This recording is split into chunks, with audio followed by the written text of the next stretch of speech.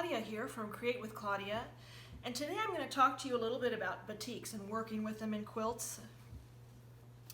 I love batik fabric. I've been quilting for 30 years, and I've always been a fan of batiks. And if you look at my blog, my website, or some of my other videos, you'll see how much I like them, and I use them in a lot of my pieces. I just think they're just beautiful. But I'm going to tell you 8 different things about batiks today that you may or may not know about. Excuse me. The first and foremost, is batiks versus regular sort of standard traditional fabric. It's harder to tell the front versus the back side on batiks. On some of them, quite frankly, even after 30 years, it's impossible for me to tell which is the front and which is the back side. But there are a couple little tips to finding out. But first, let me show you on a traditional standard 100% cotton quilting fabric. Here, of course, is the right side, the front side, and here's the back, or the wrong side. I mean, that's pretty obvious. You can tell the difference between the two. Now, on batiks, it is definitely not so obvious. We'll use this really gorgeous pink. Let's see. So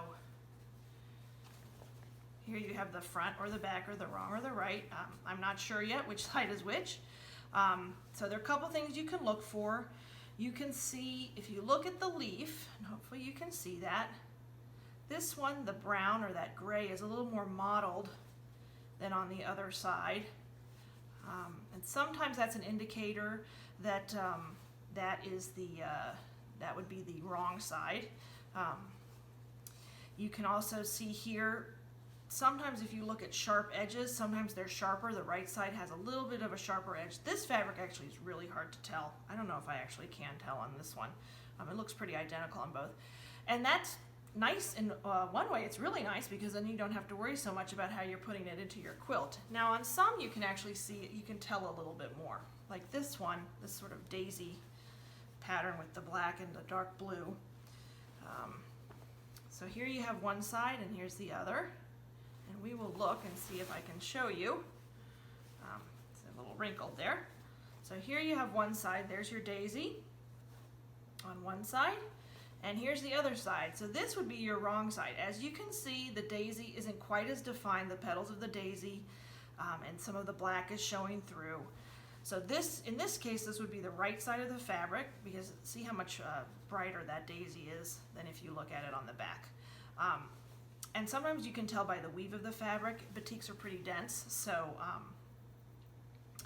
sometimes you can tell if you look in the right light by that. You know how you can tell sometimes on regular fabrics too, just by the look of the weave. So that's basically how you can tell the front from the back or the wrong from the right side. Honestly though, even this daisy is pretty close. You probably wouldn't even notice it that much, so I wouldn't, if I can't find it after a couple minutes of checking, I don't worry about it, and I just sew it in, use it in my quilt how it is, whichever way it goes in, and it works out. You don't really notice it. Unless somebody's looking with a magnifying glass, they're not going to notice it. Another thing to talk about with batiks is their feel, or their drape, their weight.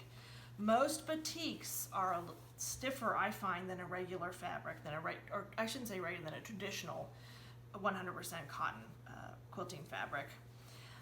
They have a denser weave, and it just makes them a little bit stiffer than others. So that means for some people that doesn't lends itself well to clothing items. I have made a really nice infinity scarf out of batik fabrics, and it drapes just fine.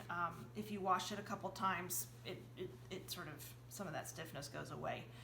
But that is something to keep in mind. Not everybody likes that feeling.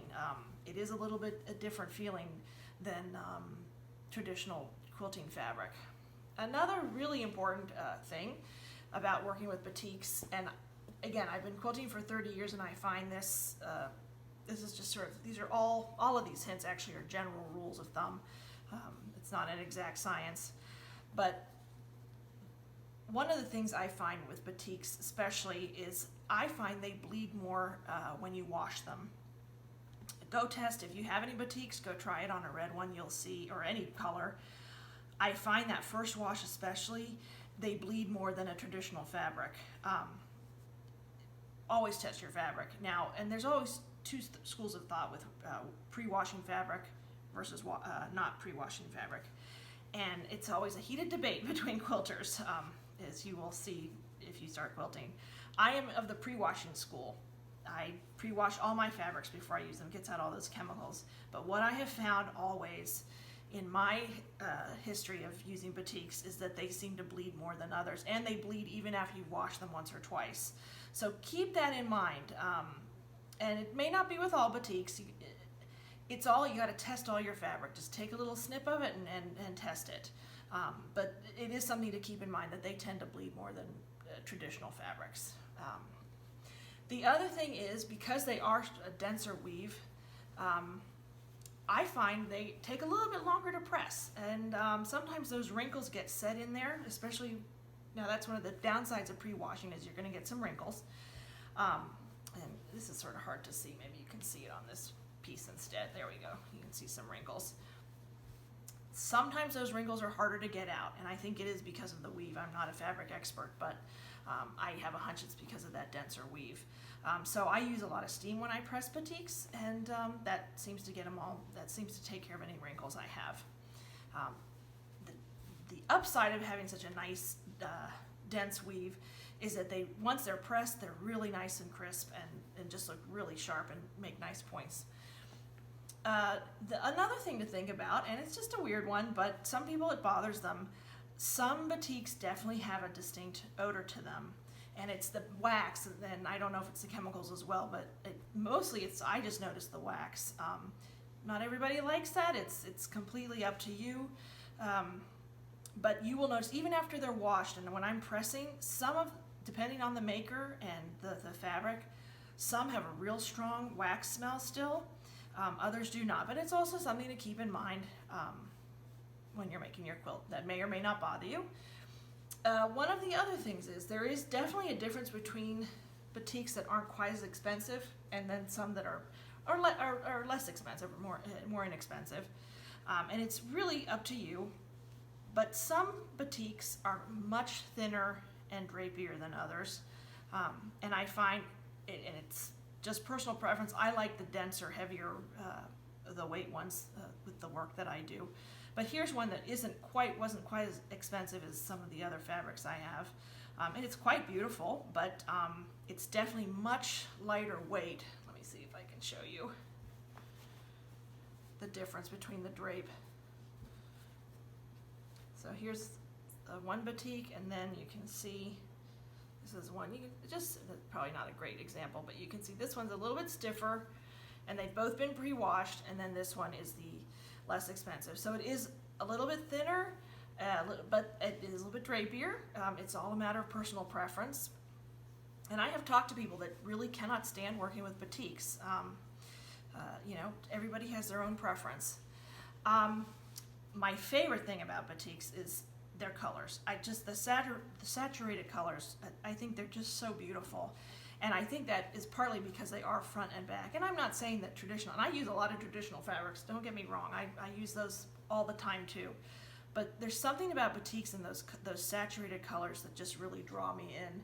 And so many colors. I mean, batiks have really expanded since I started quilting. It used to be you didn't find that many, and now you go to a quilt store and I gravitate right towards the shelves of batiks, and the colors are just gorgeous. Like here's a teal one, this is that black one. I mean, look at this lime, it just gorgeous, and it's so saturated and vivid, and I'm still trying to figure out what to do with that fabric, I'm not sure. And lastly, batiks with applique. Batiks are really good in applique if, depending on what kind you do. I do needle turn or needle turn applique, where you turn the edges under with a needle. And batiks are, because they're a little bit stiffer, they are a little bit more difficult to turn under. At least that's my experience with them. However, also because of their weave, they don't seem to fray as much, which is really nice. If you do any applique, fraying is, you know, your enemy, and it's not fun. But for some reason, I think the weave really helps batiks. I think batiks are really suited to applique. Again, not everybody's cup of tea, and you have to think about the bleeding issue if you're going to wash the quilt, or you know, it's you got to just keep those things in mind. But basically, those are my tips for sewing with batiks. If you've never given them a try, I really think you should. They really are beautiful, and they have such unique and interesting patterns. Some that you don't see in regular, or I keep saying regular, but I should say more traditional, because these are regular fabrics too. They're just a different type. So anyway, give them a try. I know that I'm now inspired to go and make another batik wall hanging, but I hope you enjoyed the video. Thanks so much for watching. Have a great day.